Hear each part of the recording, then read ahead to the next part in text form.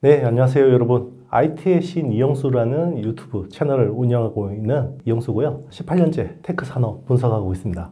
작년에 바로 써먹는 최강의 반도체 투자 책 써서 새내기 작가이기도 하고요. 요즘에는 외부 출연 그리고 강연 이런 활동 많이 하고 있습니다. 최근에 주식시장을 보면은 기형적이라고 할 수 있을 정도로 AI 대망은 유독 강한 모습을 보이고 있습니다. 대체 이 AI 주식들의 상승 이유가 무엇인지 많은 분들이 궁금해 하시는데요. 네, AI가 이제 혁명이죠. 스티브 잡스가 아이폰 들고 나와서 모바일 혁명이 시작됐듯이 이제는 AI 혁명이 시작된다고 보시면 되고요. 모바일 혁명으로 인해서 우리의 라이프 스타일이 굉장히 많이 바뀌었죠. 이제는 AI가 아마 우리의 삶을 굉장히 많이 바꿔 놓을 거라고 예상이 되고 있고요. 이 AI라는 거는 인류의 이제 세 번째 핵심 인프라가 될 것 같아요. 뭐를 위한? 현대 문명을 위한. 그럼 첫 번째는 뭐였냐? 1900년대 초의 전기입니다. 전기가 없으면 지금 문명이 유지될 수가 없죠. 그리고 두 번째 핵심 인프라가 우리 모바일 혁명의 산물이라고 생각하는데요. 그게 결국은 통신입니다. 이제는 모든 곳에 통신이 연결이 되고 있고요. 통신이 없으면 디바이스가 먹통이 되죠. 그래서 그 초연결을 통해서 이제 AI가 소환되는 거예요. 어디서? 데이터 센터에서 우리 디바이스로 소환이 되는 거고요. 대표적인 게 챗 GPT라고 보시면 됩니다.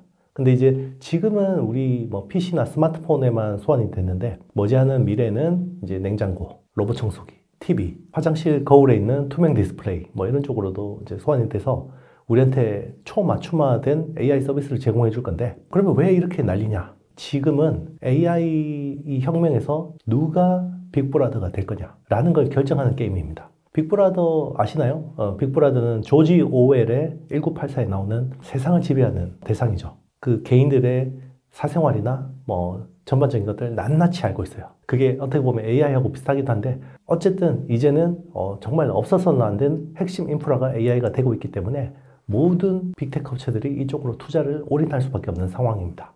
AI 혁명이 시작됨으로써 가장 눈에 띄는 두 종목이 AMD와 엔비디아 이 두 가지 종목인데 말씀하신 대로라면 AI는 굉장히 큰 시장임에도 불구하고 어째서 이 두 기업만 유독 강한 상승세를 보이고 있는지 그 이유가 무엇일까요?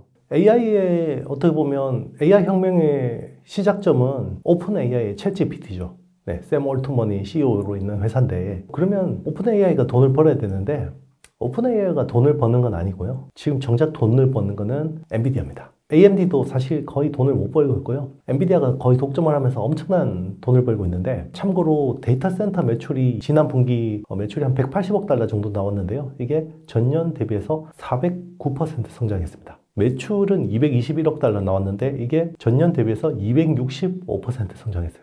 이게 스몰캡 기업도 아니고요. 빅테크 업체 실적이 이 정도로 나타나게 된 것은 결국 AI 혁명의 쇠가 엔비디아 쪽으로 몰렸다고 볼 수 있는 거고요. 그게 왜 그러냐면 AI 지금 현재 우리가 이야기하는 라지 랭귀지 모델 LLM이라고 하는 AI의 성능을 개선하는 요소가 세 가지가 있어요. 첫 번째는 우리가 매개 변수라고 이야기하는 파라미터. 컴퓨팅 파워지 첫 번째고요. 두 번째가 빅데이터. 세 번째가 이제 모델링이라고 하는데요. 트랜스포머라는 이제 LLM 모델 특징이 컴퓨팅 파워하고 빅데이터만 많이 넣어주면 계속해서 선형적으로 좋아져요. 이게 스케일링 로우라고 해서 규모의 법칙이에요. 그러니까 규모를 키우면 계속 좋아져요. 그렇기 때문에 지금은 모든 빅테크 업체들이 자기들 서버, 데이터 센터를 많이 갖다 놓는 게 제일 중요한 거고요. 그 데이터 센터의 핵심이 결국 엔비디아 AI를 기반으로 한 AI 서버가 제일 중요한 거고 모든 가용 자원을 그쪽으로 올인을 하고 있는 상황이죠. 그래야 자기들 모델이 제일 좋은 AI 모델이 되고 이 빅브라더가 될 수가 있는 거잖아요. 근데 이제 초창기에는 모든 게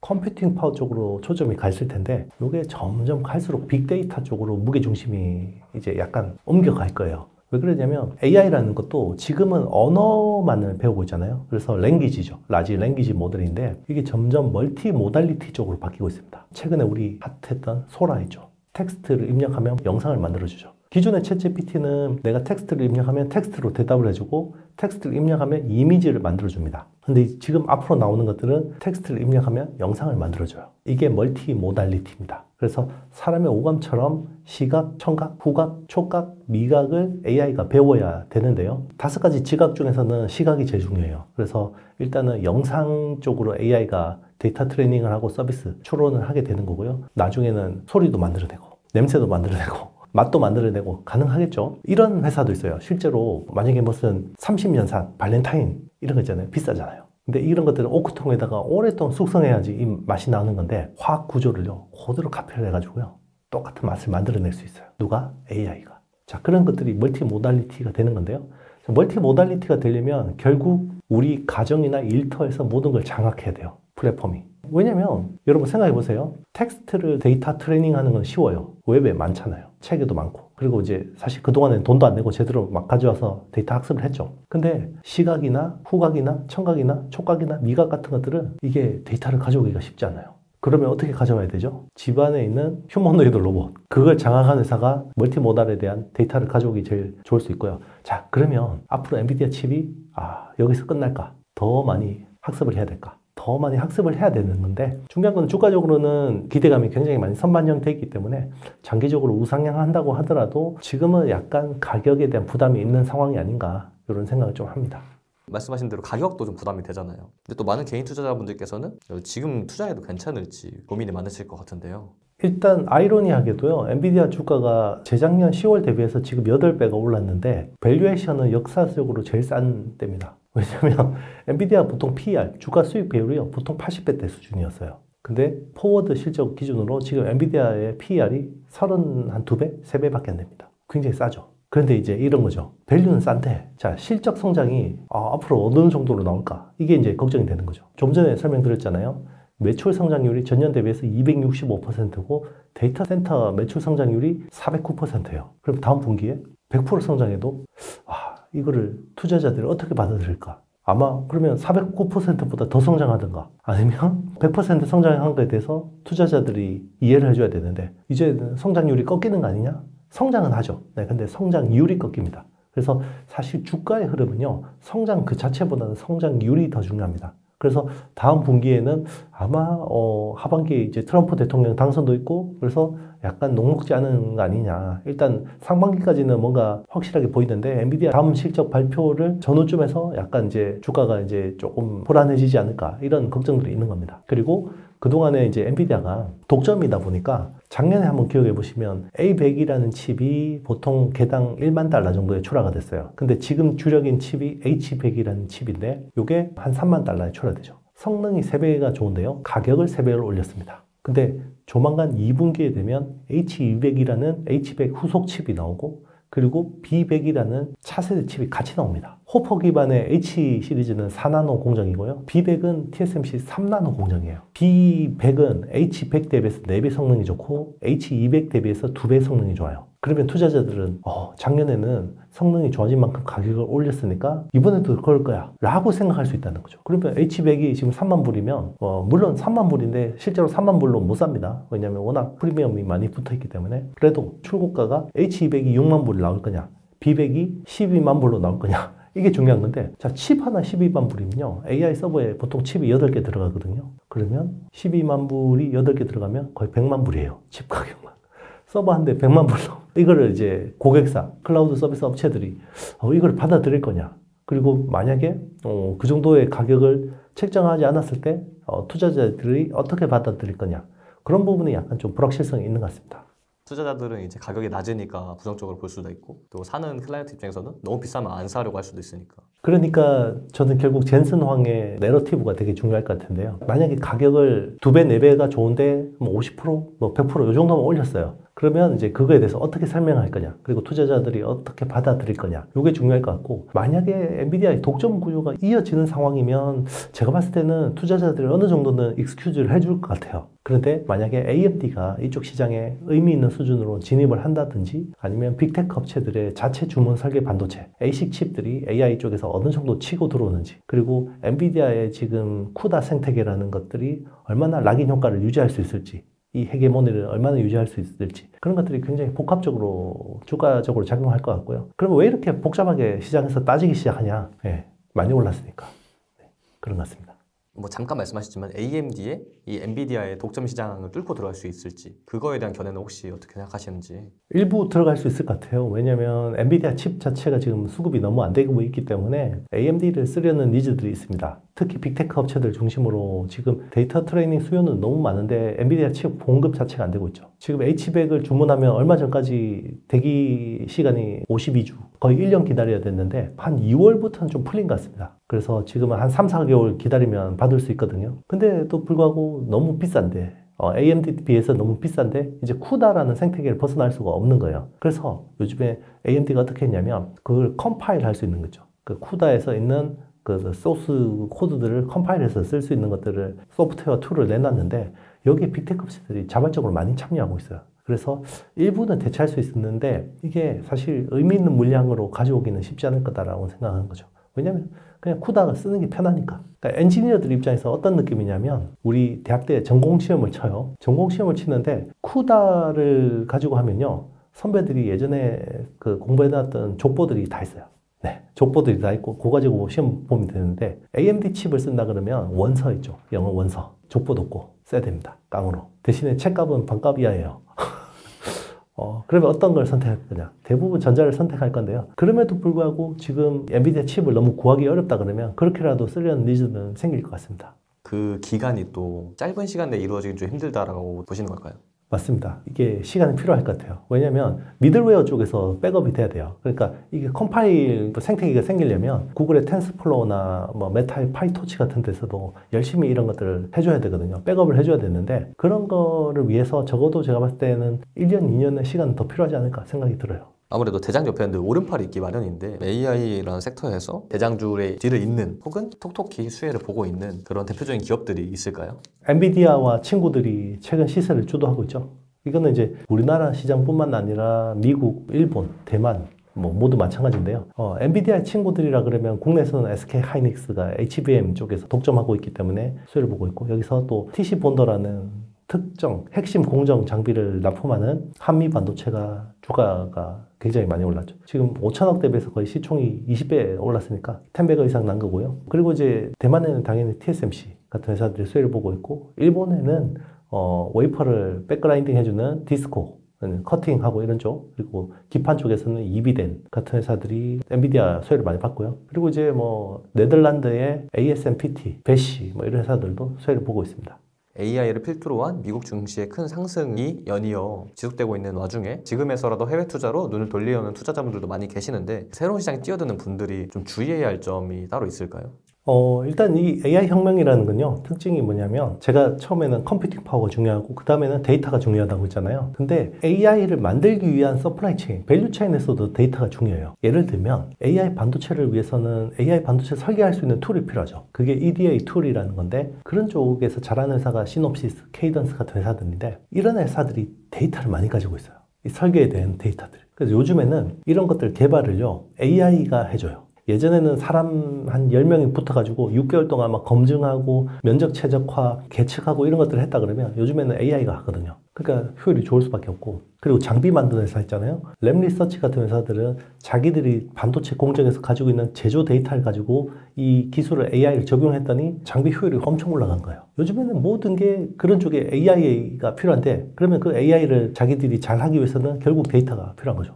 자, 데이터 많이 가지고 있는 회사 누구죠? 1등 업체. 그러니까 밸류가 비싸도 계속 올라가는 게 지금 이번 AI 혁명의 특징이고 그리고 AI 혁명의 어떻게 보면 주인공은 미국 빅테크 업체들입니다. 빅테크 업체들이 수혜를 볼 수밖에 없기 때문에 만약에 이번 사이클을 뭐 진짜 진심으로 투자하시는 분들은 미국 주식 비중을 저는 30% 이상 가져가는 게 맞다고 보고 있고요. 특히나 빅테크 중심으로 투자를 하는 게 좋을 거라고 생각을 하고 있고 그리고 국내에서도요. 비싼 회사들이 계속 올라가죠. SK하이닉스, 한미반도체, HPSP 이런 회사들 보시면 여실히 드러나죠. 디바이스에서 직접 AI 서비스를 누릴 수 있다. 온디바이스 AI가 요즘 굉장히 핫하죠. 온디바이스 AI가 대체 무엇이고 실제로 일상생활에 적용이 되었을 때 그 가치가 어느 정도인지.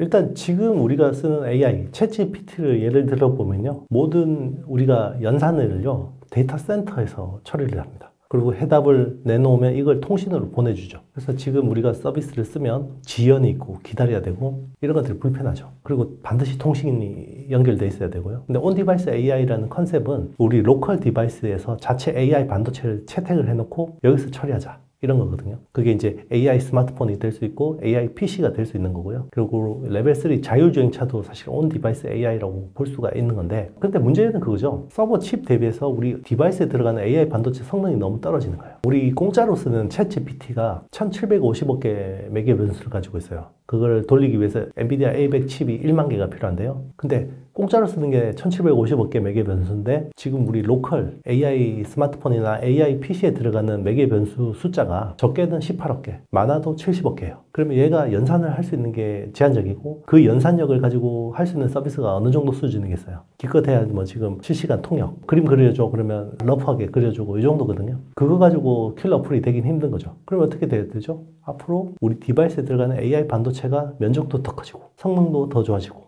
네, 그렇게 돼야 되는 겁니다. 그러면 그런 쪽에서 많은 수혜 기업들이 나오겠죠. 그러니까 사실 사람들이 온디바이스 AI에서 엄청 핫하다 해서 막 기대하는 것보다는 퍼포먼스가 좀 덜 나올 수도 있다라고 보는 게 맞는 거겠네요. 사실 제가 이제 올해 초에는 온디바이스 AI 쪽이 굉장히 핫해질 거라고 생각했어요. 그래서 상대적으로 작년에는 AI 서버 쪽, 엔비디아 친구들이 많이 올랐으니까 올해는 온디바이스 AI 쪽으로 좀 관심이 가지 않을까라고 했는데요. 요 예상이 좀 틀렸습니다. 왜 그러냐면 일단 온디바이스 AI가 뭔가 탄력을 받으려면 그 제품군들이 특히나 노트북 PC하고 스마트폰 쪽이잖아요. 근데 하이엔드 쪽에서 수요가 도움이 되는 건 맞아요. 로컬에서 이제 AI를 처리해 주는 것들이 프리미엄 제품 수요에는 도움이 되겠죠. 네, 지금 갤럭시 S24 팔리는 거 보면 나쁘진 않은데 중요한 게는 이 전체 시장이 빠지고 있어요. 원래 우리가 기대했던 것보다는 PC나 스마트폰 수요가 약해요. 그게 결국은 내구 소비재 수요가 약하기 때문에 그러면 뭐 하이엔드 쪽에서 수요가 좀 좋아져도 이게 멀티플이 당겨 올리기가 쉽지 않은 거죠. 모든 시세는 주력 사업이 잘 되는데 신규 사업이 뭔가 매력적이게 붙었다. 그럴 때 시세가 나는 거죠. 근데 매력적인 신규 사업이 붙었는데 기존 본진이 털리고 있다 그러면 이게 밸류를 갈 수가 없는 거고. 그래서 결국은 다시 돌고 돌아 다시 AI 서버 쪽으로 시장 흐름이 온 겁니다. 이 온디바이스 AI를 통해서 큰 성과를 낼 수 있는 대표적인 후보 기업들은 무엇이 있을까요? 결국 글로벌 기업들을 봐야 되죠. 이제 온디바이스 AI 쪽에서 메인이 될 수 있는 회사는 결국 그 엣지 디바이스 생태계를 지고 있는 애플이라고 볼 수 있고요. 그리고 사실 뭐 PC 쪽에서는 인텔이 중요한 AI PC 쪽에서 굉장히 중요한 플레이어이기도 하고요. 그리고 사실 모바일 쪽에서는 중요한 회사가 퀄컴입니다. 퀄컴이 되게 중요한데 애플하고 퀄컴의 움직임이 저는 제일 중요하다고 보고 있고요. 그럼 거기서 뭔가 온디바이스 AI의 킬러 어플이 이 회사들 기반으로 나올 수가 있어요. 그러면 이제 이게 굉장히 활성화될 수 있는 건데 그러면 애플하고 퀄컴의 국내 프록시 주식을 본다 그러면 결국 퀄컴하고 가장 바인딩이 많이 돼 있는 테스트 소켓 업체 리노공업 같은 회사들이 좀 수혜를 많이 볼 수 있지 않을까 생각이 들어요. 좀 추가로 더 말씀드리면 리노공업 같은 테스트 소켓 업체들이 이제 온디바이스 AI로 칩셋이 고도화되니까 이제 수요가 좋아지는 거고요. 그리고 PC 쪽에서는 지금 프로세서가 좋아지면 그 주변에 붙는 그래픽 D램 있죠. 그러니까 GDDR6나 GDDR7 같은 것들이 수요가 많아지거든요. 그런 쪽은 이제 아무래도 기판을 하는 심텍 같은 회사들이 수혜를 볼 수 있고, 그리고 뭐 전반적으로 뭐 대덕전자, 해성DS, 심텍 같은 회사들도 수혜를 충분히 볼 수 있다고 생각합니다.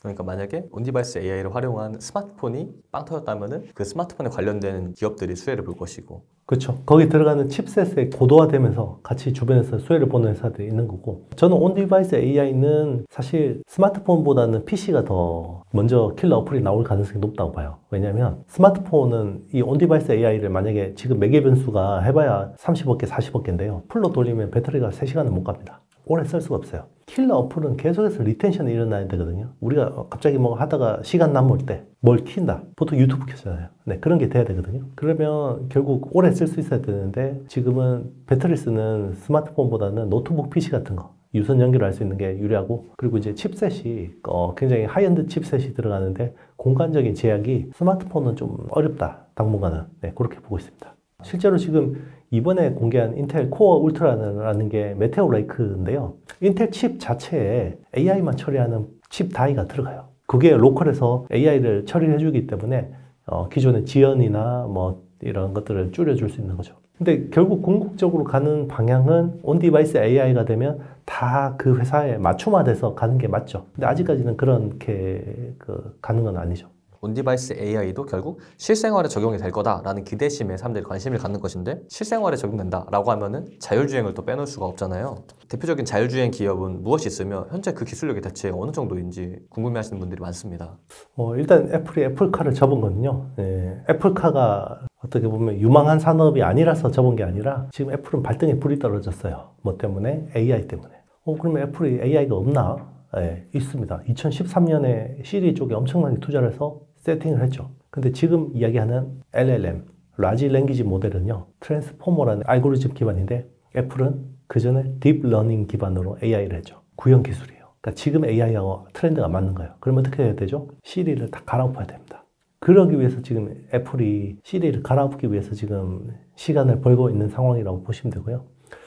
그리고 이제 뭐 사실 자율주행차 쪽에서 제일 유망한 회사는 테슬라입니다. 네. 제가 이야기했잖아요. 결국 데이터 주도권인데 주행에 대한 빅데이터, 그리고 이제 또 자동차 주변의 시각에 대한 빅데이터, 누가 제일 많이 가지고 있겠어요? 예, 결국 테슬라가 지금 제일 잘하고, 그리고 테슬라는 OS부터 반도체 설계, 하드웨어 시스템, 제조까지 다 하고 있습니다.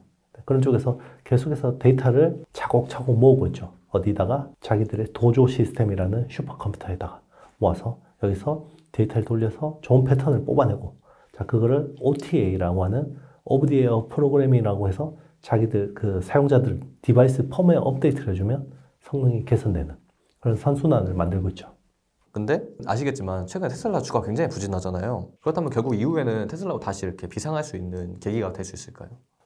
테슬라 주가가 빠지는 거는요, 제가 이야기했잖아요. 주력 사업이 잘 되면서 여기다가 매력적인 부분이 붙어야지 주가는 가는데, 자, 주력 사업이 지금 뭐죠? 전기차인데 전기차가 안 팔리고 있죠. 성장률을 꺾이고 있습니다. 그렇기 때문에 어쨌든 지금 자율주행차 쪽에서 기술 개선이 되고 있음에도 불구하고 그런 쪽을 시장에서 안 봐주는 거고요. 그래서 전기차 업체에서 이 회사가 자율주행차 업체, 모빌리티 업체로 뭔가 관점이 바뀔 때까지의 성장통이 필요할 거라고 보고 있어요.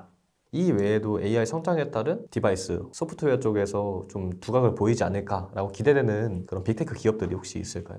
지금 보면 사실 그 마이크로소프트가 오픈 AI 대주주고, 그리고 이제 자기들 MS365 코파일럿으로 이제 적용해서 활용하는 쪽을 제일 잘하고 있다고 보고 있고요. 그 의외로 최근에 보면 메타, 예전에 페이스북이 주가가 많이 오르고 있는데 메타가 이번에 굉장히 잘하고 있는 것 같아요. AI 시대에서는 메타가 좀 주요한 기업으로 부상이 될 수 있지 않을까 생각합니다. 전 페이스북이 현 메타인 것이고, 사실 작년까지 주가가 굉장히 부진하다가 최근 AI에 맞물리면서 확 성장을 했는데, 페이스북도 이제 쓰는 사람도 별로 없는데 갑자기 왜 주가가 오르지라고 생각하는 분들이 좀 계실 것 같아요. 혹시 어떤 이유에서 이번에 메타가 주가 급등하게 된 건지. 모바일 시대에서는 사실 메타는 서브 플랫폼이었잖아요. 그러니까 애플이 막 사용자에 대한 정보를 중지해버리니까 굉장히 어려움을 처하고, 그리고 이제 차세대 어떤 성장 동력으로 잡았던 메타버스라는 게, 사실 메타라는 것도 메타버스에서 따온 거잖아요. 근데 그게 생각보다 시들하게 죽어버렸고, 그러면서 굉장히 기대감이 낮아져 있었는데, 이게 이제 챗GPT 이후로 뭔가 이 AI 중심으로 모든 플랫폼들이 재편될 때 거기에 제일 발빠르게 움직였고, 그리고 나름 비즈니스 모델도 잘 하고 있고요. 그리고 실제로 메타 같은 경우는 그러니까 초거대 AI 모델하고 스몰 랭귀지 모델 같은 것들 같이 하고 있는데, 그 라마라고 하는 그 모델은요, 스케일은 크지 않은데 이런 것들을 리눅스처럼 오픈소스에서 자기들도 개발하고 자기들 협력 기업들하고 또 개발해서 하면서 거기에 굉장히 많은 생태계들이 세팅이 되고 있어요. 그런 부분들을 투자자들이 좀 긍정적으로 보는 것 같습니다. 그러니까 모바일 시대에서는 회사가 조연이었는데 AI 시대는 좀 주연이 될 것 같다. 그렇게 보는 게 이제 마이크로소프트하고 메타라고 볼 수 있을 것 같아요.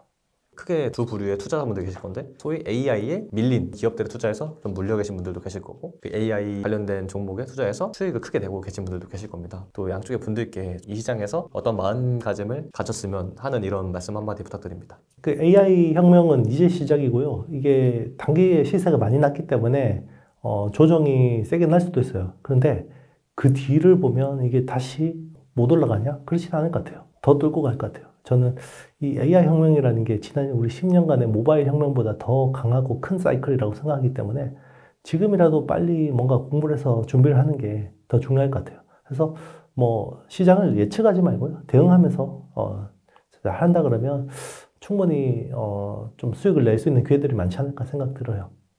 국내 시총 1위 기업 삼성전자라고는 하지만 그 이름이 무색할 정도로 최근에 이제 부진을 면치 못하고 있습니다. 도대체 이 삼성전자의 주가 부진 이유가 무엇일까요? 이를 해결하기 위한 모멘텀이 따로 있을까요? 일단 이제 삼성전자에 대해서 기대한 부분들은 계속 그 1등 사업자로서의 위치를 공고하게 하는 거. 어디서? 특히 메모리 시장에서 그런 것들을 보여줘야 되는데요. 지금 메모리 시장을 주도하는 회사가 사실 삼성전자 같지가 않잖아요. 오히려 SK하이닉스가 뭔가 주도하는 흐름이고요. 이거는 전방 시장의 어떤 게임의 룰이 좀 바뀌었어요. 기존의 그 D램이라고 하는 거, 그리고 낸드 플래시라고 하는 제품은 범용이에요. 그래서 미리 만들어 놓고 딱 규격화돼서 대량으로 싸게 잘 만들면 되는 거였어요. 그런데 지금 우리가 이야기하는 AI용 반도체에 들어가는 메모리는 철저한 주문형이에요. 대표적으로 HBM 같은 게 엔비디아의 스펙에 이게 들어가야 되는데 SK하이닉스가 독점하는 이유가 여기 있죠. SK하이닉스는 엔비디아가 원하는 스펙에 딱 맞게 HBM을 만들어줘요. 근데 삼성전자는 그 HBM을 못 만들고 있어요. 원래 작년 가을에 만들겠다 그랬는데 안 됐고, 올 초에 하겠다고 했는데도 안 됐고, 그런 모습들이 좀 실망스러운 거고요. 그리고 메모리가 점점 더 이제는 AI 때문에 파운드리화 되고 있거든요. 근데 그런 것들을 지금 주도하는 회사가 SK하이닉스예요. 그 애플향 주문형 메모리 같은 경우도 지금 SK하이닉스가 주도하고 있고, 이런 것들이 실망스러운 거고요. 그러면 삼성전자가 다시 뭔가 반전하기 위해서는 세 개 중에 하나만 터지면 돼요. 그러니까 지금 삼성전자한테 기대하는 부분은 반도체는 결국 1등 사업자로서의 메모리 사업 주도권을 회복하는 거. 그걸 위해서는 결국 HBM이라는 아이템이 필요하고요. 그리고 사실 뭐 지금 DDR5라고 하는 그 D램, 차세대 이제 설계 표준의 D램도 지금 SK하이닉스가 서버 쪽은 하이엔드 쪽은 다 잡고 있거든요. 그러니까 그런 부분들도 삼성이 좀 이제 회복하는 모습을 보여줘야 되고요. 그리고 이제 지금 엔비디아의 칩을 만드는 데 있어서 가장 큰 병목은 TSMC의 코어스라고 하는 공정이에요. 그게 칩 온 웨이퍼 온 서브스트레이트라고 해서 GPU하고 HBM을 2.5D 구조로 이렇게 주상 복합 구조로 만드는 거거든요. 이 공정이 너무 부족해요. 그래서 엔비디아 칩이 못 만들어지는 이유가 이 코어스 공정이 부족해서 그래요. 그럴 때 이거를 대체할 수 있는 게 삼성의 iCube라는 기술이 있어요. 근데 그것도 안 되고 있습니다. 그리고 삼성 파운드리, TSMC하고 삼성 파운드리 간의 점유율 격차가 원래는 TSMC가 한 55%, 삼성이 한 16%, 18% 됐거든요. 근데 지금은 TSMC가 60%, 네, 삼성이 10% 초반 이렇게 벌어지고 있고, 기술 격차도 줄어들 거라고 기대를 했는데 결국 안 줄어들고 있고, 삼성전자가 그래서 TSMC한테 뭔가 퀀텀 점프로 뭔가 팍 추격하려고 했던 게 3나노 게이트 올 어라운드라는 신공정 기술인데 이게 사실 잘 안 되고 있습니다. 수율도 안 나오고 고객사도 별로 없고, 그러니까 지금 오히려 선단 공정 3나노 쪽의 고객들은 다 TSMC 쪽으로 더 몰리고 있는 상황. 자, 그러면 요 세 개 중에 다 기대감이 없죠. 네, 한 개만 터져도 주가는 세게 반등할 수 있습니다. 근데 이게 더 세게 롱런 하기 위해서는 뭔가 확실한 주도권을 이제 회복하는 것들을 보여줘야 되는 거죠. 뭐 좀 슬픈 얘기긴 하지만 모든 악재를 반영을 했으니 어딘가에서 하나라도 좀 숨통이 튀어지면은 주가는 다시 올라갈 수 있다. 제가 항상 이야기하는 게 작년에 인텔을 한번 예를 들어보자는 거죠. 재작년에 인텔을 기대하는 사람들 누가 있었나요? 사파이어 래피즈 뭐 나온다 그랬는데 허군날 수율 안 나와가지고 문제 나와가지고 10나노 공정도 안 되고 하는데 뭐 1.8나노 한다 그러니까 무슨 코웃음을 쳤죠, 사람들이. 근데 예상보다 사람들 기대감이 너무 낮아지니까 작년에 인텔이 조금만 뭐 잘하는 것 같으니까 주가가 막 오르는 거예요. 그러니까 지금 오히려 삼성도 그럴 수 있다고 생각해요. 삼성한테 지금 현재에서 삼성 주주들조차도 기대하는 게 있냐 그러면 별로 없을 거예요. 근데 여기서 조금만 잘하는 모습 보여주면 오히려 주가는 반전할 수 있죠. SK 하이닉스는 계속해서 주가가 날아가고 있습니다. 투자자분들 대부분이 이제 너무 오른 거 아닌가? 주가 너무 비싼데? 라는 생각을 하시는데 이 성장세가 대체 언제까지 좀 계속될지, 좀 지금 투자해도 될지 어떻게 생각하시나요? 제가 정확하게 인덱스 하나 드릴게요. 네. 엔비디아가 안 꺾이면요, SK하이닉스하고 한미반도체가 크게 조정받을 가능성은 낮아요. 어쨌든 바인딩 돼서 움직이기 때문에. 근데 엔비디아가 조정이 세게 오면요, SK하이닉스하고 한미반도체도 조정이 세게 올 수도 있어요. 근데 당장은 그럴 조짐이 안 보입니다. SK 하이닉스가 또 엔비디아에 납품하는 것만 하진 않잖아요. 다른 일도 많이 할 텐데 그 엔비디아에게 영향을 받는 그 파이가 혹시 어느 정도 되는지 궁금합니다. 일단 HBM 쪽의 매출은요, 올해 한 10조 정도 봅니다. 10조. 중요한 거는 여기서 나오는 이익이에요. 10조 매출 나오면 이익이 거의 5조 가까이 나옵니다. 네, 엄청 높고 마진이 높고, 그리고 지금 수율이 70%가 안 나오는데도 이래요. 그런데 다른 회사들은 수율이 더 낮겠죠. SK하이닉스보다 아마 3분의 1, 4분의 1 수준밖에 안 나올 거예요. 그러니까 지금은 만들면 돈이 되는 거고, 그리고 주식 투자자들은 그 이익의 질을 따지죠. 그냥 기존에 커머디티 D램 팔아서 5조 버는 거고요, HBM 팔아서 5조 버는 거에 대해서 멀티플을 어떻게 주겠어요? HBM 쪽에 더 많은 멀티플을 줄 겁니다. 그렇기 때문에 SK하이닉스의 어떻게 보면 PBR 밴드 자체가 굉장히 고점을 향해서 달려가고 있는 거죠. 수율 같은 경우에는 찍어낼수록 결국 올라간다 이런 말씀도 해주셨잖아요. 점점 더 마진율도 올라갈 수 있다라고 보일 수도 있겠네요. 여기서 중요한 변수는 그거예요. 제가 앞전 시간에 말씀드렸지만 엔비디아가 A100을 성능 3배 올리면서 가격을 3배 올렸겠죠. 그러면 거기에 들어가는 HBM도 아마 덩달아서 같이 가격이 올렸겠죠. 근데 최근에 엔비디아 컨퍼런스 콜에서 이런 이야기를 했어요. 지금 HBM 쪽이 계속해서 공급이 부족해서 우리 전체 원가에서 차지하는 비중이 점점 올라가고 있다, 이 이야기를 했어요. 굉장히 우리 산업에는 긍정적인 코멘트를 한 거죠. 엔비디아도 원래 한 올 초쯤이나 되면 삼성전자나 마이크론 쪽에서 뭔가 의미 있는 물량이 이원화 될 거라고 생각했거든요. 근데 지금 보면 그런 분위기가 아니에요. 그래서 오히려 엔비디아가 선수금을 주면서 SK 하이닉스한테 당초 계획보다 더 많은 투자를 요구하고 있는 거고요. 자, 이거를 SK 하이닉스가 어떻게 할 거냐. 이거는 굉장히 전략적인 판단이라고 생각해요. 산업적으로 보면 수요가 이만큼 많으니까 거기에 맞게 투자해서 그냥 물량 주면 좋은 거 아니냐 생각할 수 있는데요. 이게 순식간에 또 공급 과잉이 될 수 있어요. 쇼티지가 공급 과잉이 될 수 있고, 우리는 이미 당한 바가 있어요. 2016년, 17년 서버 클라우드 그때 슈퍼 사이클 때 글로벌 빅테크들이 와가지고 야, 니네들이 공급을 잘 안 해주니까 우리가 서버를 못 만들어가지고 막 이런 이야기를 해서 투자를 엄청 했죠. 그래서 작년, 재작년 삼성전자 같은 경우는 반도체 쪽에서 투자 금액이 48조씩 정도 되거든요. 거의 100조를 투자했잖아요. 그래 놓고 어떻게 했죠? 우리 안 팔려. 미안. 안 사가. 오더컷을 했습니다. 그래서 어떻게 했죠? 재작년 대비해서 작년 초에 메모리 가격이 5분의 1 토막 났어요. 그러니까 사가는 쪽에 지들이 100불짜리 사가다가 20불에 사가는 거예요. 당한 바가 있어요. 그러니까 SK 하이닉스도 이거 이제 어떻게 해야 되냐. 이런 부분이 있고, 그리고 HBM 쪽, 기존의 D램 라인을 HBM 라인으로 전환하는 거잖아요. 근데 지금은 너무 공급이 부족하니까 하는 건데, 그렇게 되면 D램 시장, 그러니까 커머디티 D램에서 이제 SK 하이닉스의 입지가 약해지는 거죠. 그런 것들 다 감안해야 되기 때문에 SK 하이닉스도 섣불리 막 공격적으로, 기존에 2배 투자하기로 했는데 엔비디아 요구 때문에 한 2.5배까지 투자할 수 있다고 보는데요. 이거를 3, 4배 투자하는 건 저는 별로 안 좋은 거라고 생각합니다. 장치 산업은 이거는 알 수가 없는 거기 때문에 투자 판단하기 어려운 게, 투자하면 백도가 없어요. 몇 조 투자하면 그냥 끝이거든요. 물량 없으면 그냥 골반이 되죠. SK 하이닉스 외에 그 엔비디아에게 HBM을 납품할 수 있는 경쟁사는 현재로서는 전무하다고 봐도 되는 건가요? 일단 납품하겠다라고 이야기하는 회사는 둘 다 있죠. 삼성전자하고 마이크론. 근데 삼성전자는 양산 납품한다고 이야기는 안 했고, 마이크론은 H200향으로 납품한다고 이야기를 했는데, 중요한 건 그거예요. 수율이 얼마나 나올 거냐. 의미 있는 물량이 공급될 거냐. 그러지는 않을 것 같다는 거죠. 그래서 사실 공급의 키는 SK 하이닉스가 지고 있는데, SK 하이닉스가 이 엔비디아 요구를 어떻게 받아들이느냐가 굉장히 중요할 것 같습니다. 또 SK 하이닉스 외에 한미반도체가 최근 큰 성장을 많이 보여주고 있잖아요. 또 앞으로의 전망도 어떻게 보시는지 궁금합니다.